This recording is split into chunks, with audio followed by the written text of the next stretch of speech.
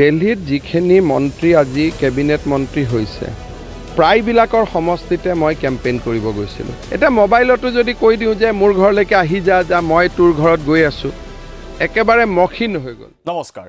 ফোনত মোৰ ঘৰলৈ আহি যা বুলি ক'লে আহি যাব সকলো কেন্দ্ৰীয় মন্ত্ৰী। বিচাৰিলে সমাধান হ'ব অসমৰ সকলো সমস্যা।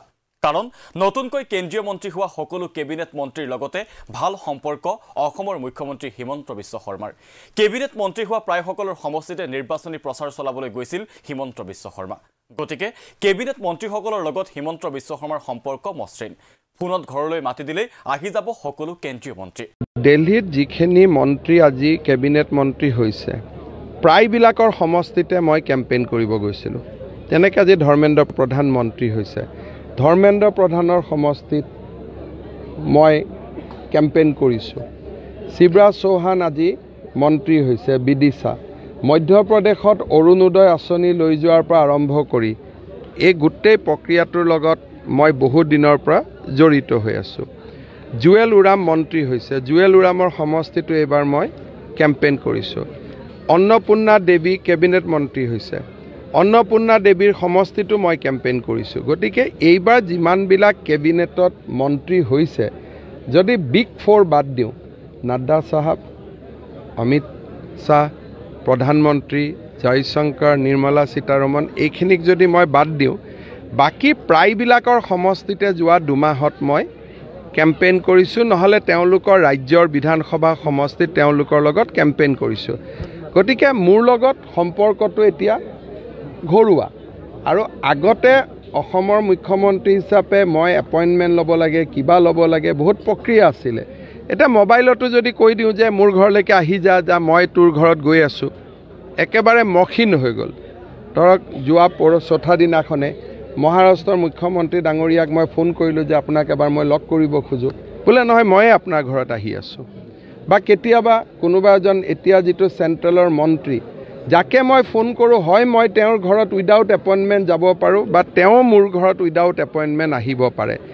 মই ভাবোঁ যে বহু দিনৰ মূৰত অসমৰ, মই বেলেগৰ লগত কাকো তুলনা নকৰোঁ, এটলিষ্ট 1-to-1 গোটেইকেইজন মন্ত্ৰীৰ লগতে মোৰ সম্পৰ্ক। কিন্তু মোৰ সম্পৰ্ক হয়তো লাভ নাই। মোৰ যিখিনি সম্পৰ্ক, এইখিনি ৰাজ্যৰ উন্নয়নৰ স্বাৰ্থত কেনেকৈ ব্যৱহাৰ কৰিব পাৰোঁ, সেইটোৱে প্ৰচেষ্টা থাকিব। সেইকাৰণে কেতিয়াবা অসমৰ বাহিৰত গৈ প্ৰচাৰ টচাৰ চলালে লাভ হয় যে 1-to-1 ৰিলেশ্যনশ্বিপ হৈ যায়। আৰু ৰাজ্যিক মন্ত্ৰী প্ৰায়বিলাকৰ সমষ্টিতে মই গৈছোঁ। এইবাৰ কেন্দ্ৰত যিমান ৰাজ্যিক মন্ত্ৰী হৈছে, পশ্চিমবংগলৰ প্ৰায় 2জন মন্ত্ৰী হৈছে, 2জন মন্ত্ৰীৰ সমষ্টিতে মই গৈ কেম্পেইন কৰিছোঁ। গতিকে মই ভাবোঁ যে এইবাৰ অসমৰ কাৰণে বহুতখিনি ভাল পৰিৱেশ আমি পাম। নহয়, মই ভাবোঁ যে মোদী কেবিনেটৰ পৰা আৰু বহুত উপহাৰ পাব আমি বাকী আছে। এতিয়া এই ধৰক মই এটা উদাহৰণ দিলোঁ, জুলাই মাহত ইউনেস্কোৰ মিটিং হ'ব দিল্লীত। আমাৰ কালচাৰেল মন্ত্ৰীজনেই এইবাৰ ইউনেস্কোৰ সভাপতি, তাতে চৰাইদেউ মৈদাম আহিব। গতিকে আমাৰে কালচাৰেল মিনিষ্টাৰ, আমাৰে ইউনেস্কোৰ সভাপতি, তাতেই প্ৰস্তাৱটো আহিব। আগত কষ্ট কৰিব লাগিলেহেঁতেন, বোলে জেনেভাত মিটিং হৈছে, জেনেভাৰ প্ৰেছিডেণ্টজনকতো আমি চিনি নাপাওঁ, বোলে আমেৰিকাত মিটিং হৈছে, আমেৰিকাৰ কালচাৰেল মন্ত্ৰীজনকতো মই চিনি নাপাওঁ। গতিকে এইবাৰ অসমৰ ৰাইজে কেন্দ্ৰীয় মন্ত্ৰীসভাৰ পৰা আমাৰ লং পেণ্ডিং ইছ্যুজবিলাক আমি লাহে লাহে সমাধান কৰিব পাৰিম বুলি মই বিশ্বাস। মোদী মন্ত্ৰীসভাই শপত গ্ৰহণৰ পাছতেই এই মন্তব্য কৰিছিল মুখ্যমন্ত্ৰী হিমন্ত বিশ্ব শৰ্মাই। কিন্তু তাৰ পাছৰ দৃশ্য এয়া। দিল্লীত কেন্দ্ৰীয় মন্ত্ৰীৰ বাসভৱনে ঘূৰি ফুৰিছে মুখ্যমন্ত্ৰী হিমন্ত বিশ্ব শৰ্মা।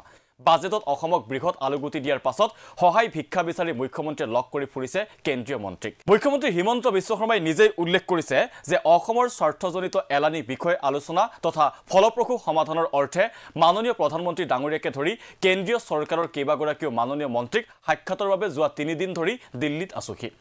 কেন্দ্ৰীয় বাজেটে 58,900 কোটি টকা বিহাৰক আৰু 15,000 কোটি টকা অন্ধ্ৰপ্ৰদেশক আবণ্টন দিয়াৰ পাছত ব্যাপক সমালোচনাৰ সন্মুখীন হৈ মুখ্যমন্ত্ৰী হিমন্ত বিশ্ব শৰ্মা প্ৰথমে উপস্থিত হ'লগৈ বিত্তমন্ত্ৰী নিৰ্মলা সীতাৰমণৰ কাষত। লগত কেন্দ্ৰীয় মন্ত্ৰী পবিত্ৰ মাৰ্ঘেৰিটা, সাংসদ দিলীপ শইকীয়া আৰু কামাখ্যা প্ৰসাদ তাছা। বিত্তমন্ত্ৰী নিৰ্মলা সীতাৰমণক লগ কৰাৰ পাছত হিমন্ত বিশ্ব শৰ্মাই লগ ধৰা দেখা গৈছে কেন্দ্ৰীয় মন্ত্ৰী মনোহৰলাল খট্টৰক।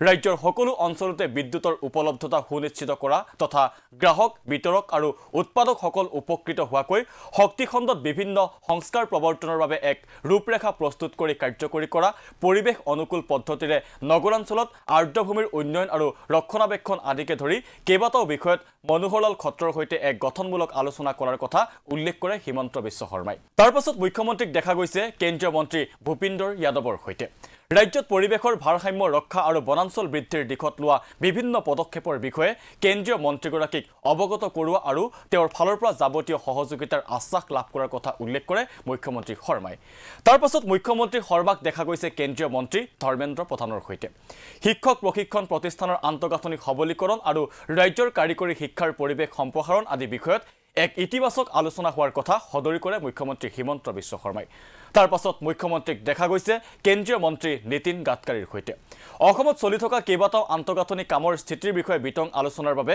মন্ত্ৰীগৰাকীক সাক্ষাতৰ কথা উল্লেখ কৰে মুখ্যমন্ত্ৰী শৰ্মাই তাৰ পাছত মুখ্যমন্ত্ৰীক দেখা গৈছে এয়া কেন্দ্ৰীয় মন্ত্ৰী অশ্বিনী বৈষ্ণৱৰ সৈতে অসমৰ ৰেল সংযোগ উন্নত কৰাৰ লগতে ৰাজ্যত ৰেল উৎপাদনকাৰী গোট স্থাপনৰ সম্ভাৱনীয়তা অন্বেষণ কৰাৰ বাবে এক ব্যাপক আলোচনা কৰাৰ কথা উল্লেখ কৰে মুখ্যমন্ত্ৰী হিমন্ত বিশ্ব শৰ্মাই এইদৰে যোৱা 3 দিন ধৰি অসমৰ মুখ্যমন্ত্ৰীয়ে দিল্লীত সহায় ভিক্ষা খুজি সাক্ষাৎ কৰিছে একাধিক কেন্দ্ৰীয় মন্ত্ৰীক কিন্তু একেজন মুখ্যমন্ত্ৰীয়ে উল্লেখ কৰিছিল যে ফোনত মোৰ ঘৰলৈ আহি যা বুলি ক'লে আহি যাব কেন্দ্ৰীয় মন্ত্ৰী যি লাগে বুলি কওঁ তাকে দিব কেন্দ্ৰই কিন্তু কেন্দ্ৰীয় মন্ত্ৰীৰ সৈতে ইমানো মধুৰ সম্পৰ্ক থকাৰ পাছতো দিল্লীৰ পৰা মুখ্যমন্ত্ৰী হিমন্ত বিশ্ব শৰ্মাই কেৱল আশ্বাস লৈ উভতি অহাৰ বিপৰীতে দাবী কৰি বিহাৰে লৈ গ'ল 58,000 কোটি আৰু অন্ধ্ৰই 15,000 কোটি টকা